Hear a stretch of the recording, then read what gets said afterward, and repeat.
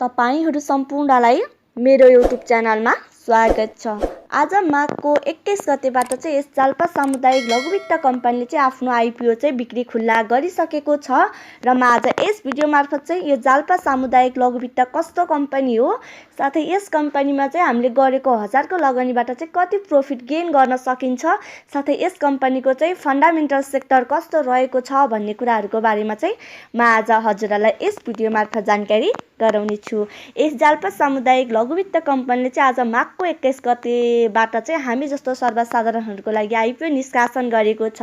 तर यो कम्पनी चाहिँ अन्य कम्पनीहरू जस्तो नर्मल कम्पनी चाहिँ होइन, जुन कम्पनी चाहिँ लघु वित्त कम्पनी रहेको छ र हामी यसै पनि सजिलो आकलन गर्न सक्छौँ। लघु वित्त कम्पनीमा हामीले गरेको हजारको लगानीबाट 40,000 जति नाफा त कमाउन सकिरहेको हामीले आजभन्दा अगाडिका लघु वित्त कम्पनीहरूको पनि उदाहरण देखिसकेका छौँ र यस्तै क्रममा चाहिँ यो पनि यस कम्पनीको फन्डामेन्टल सेक्टर पनि अन्य लघु वित्त कम्पनीहरूको जस्तै राम्रो रहेको छ। महिला लघु वित्त कम्पनीको जस्तै, जीवन विकास लघु वित्त कम्पनीको जस्तै यस कम्पनीको पनि फन्डामेन्टल सेक्टर चाहिँ एकदमै राम्रो र बलियो रहेको छ।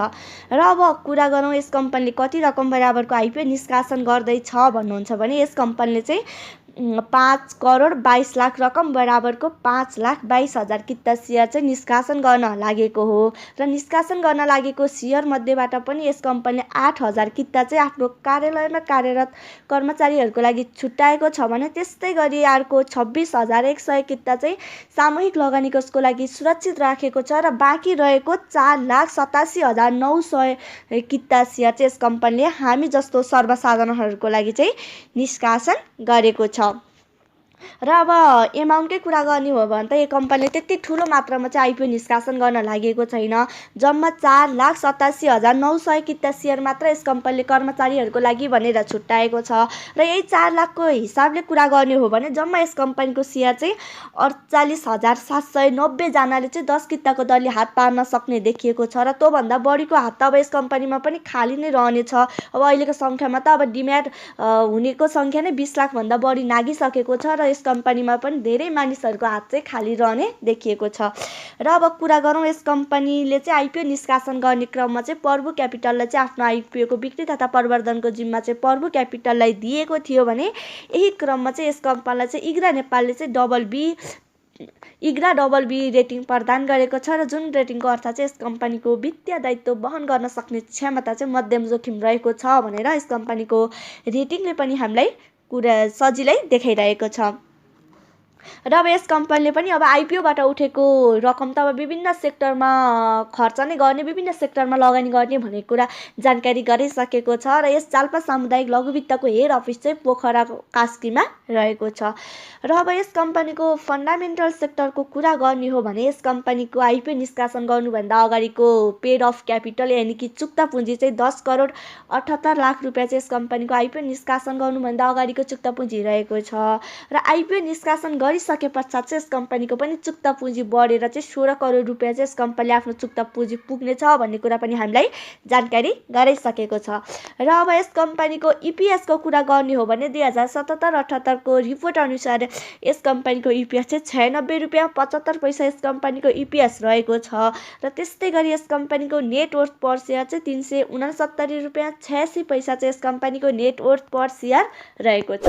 र अब कुरा गरौँ अब हामीले यस कम्पनीमा गरेको हजारको लगानीबाट चाहिँ कति प्रॉफिट गेन गर्न सकिन्छ यानि कि हजारको लगानीबाट चाहिँ हामीले कति रकम चाहिँ कमाउन सकिन्छ भन्नुहुन्छ भने अब जुनसुकै कम्पनीहरूको पनि अब ओपनिङ रेन्ज निर्धारण गर्ने भनेको त्यस कम्पनीको नेटवर्कको 3 टाइम्स हुन्छ र अब यस कम्पनीको नेटवर्क चाहिँ 369 रुपियाँ 86 पैसा छ र यही हिसाबले कुरा गर्ने हो भने यस कम्पनीको नेटवर्क पर सेयर चाहिँ को ओपनिङ रेन्ज चाहिँ यस कम्पनीको 370 रुपियाँदेखि 1110 रुपियाँसम्म हुने देखिएको छ र अब धेरै जस्तो कम्पनीहरूले चाहिँ जुनसुकै कम्पनीहरूले पनि आफ्नो ओपनिङ रेन्ज चाहिँ नेटवर्थ पर सेयरको 3 टाइम्स यानि कि हाईमै नै ओपनिङ रेन्ज स्टार्ट गरिरहेको देखिएको छ र यही अब यस कम्पनीले पनि हाई रेटमै आफ्नो ओपनिङ रेन्ज हाई रेटमै कारोबार सुरु गर्यो भने यस कम्पनीको ओपनिङ रेन्ज 1110 रुपियाँ हुनेछ र यही हिसाबले कुरा गर्ने हो भने यस कम्पनीमा पनि हामीले लगानी गरेको हजारबाट चाहिँ 30-40 30,000 रुपियाँ चाहिँ इजिली कमाउन सकिने देखिएको छ। अन्य लघुवित्त कम्पनीहरूको पनि फन्डामेन्टल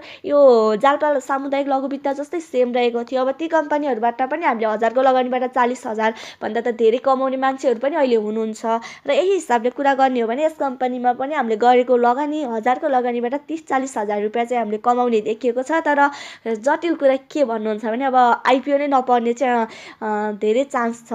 अब जम्मा 48,790 जनाले मात्र यस कम्पनीको सेयर हात पार्न सफल हुनुहुन्छ। अन्य बाँकी लगानीकर्ताहरूको हात चाहिँ खाली नै रहने देखिएको छ। अब लक्की ड्रबाट अब कम्पनीले गोलापर्था गर्ने हो। अब यस क्रममा चाहिँ अब कोलाई पर्छ भन्ने चाहिँ अब धेरैजनालाई चाहिँ पर्दैन र जो मानिसहरूलाई चाहिँ यस कम्पनीको आइपिओ हात पर्छ ती मानिसहरूकोले चाहिँ 1000को लगानीबाट 30-40,000 रुपियाँ चाहिँ इजिली प्रफिट चाहिँ कमाउन सक्नुहुन्छ।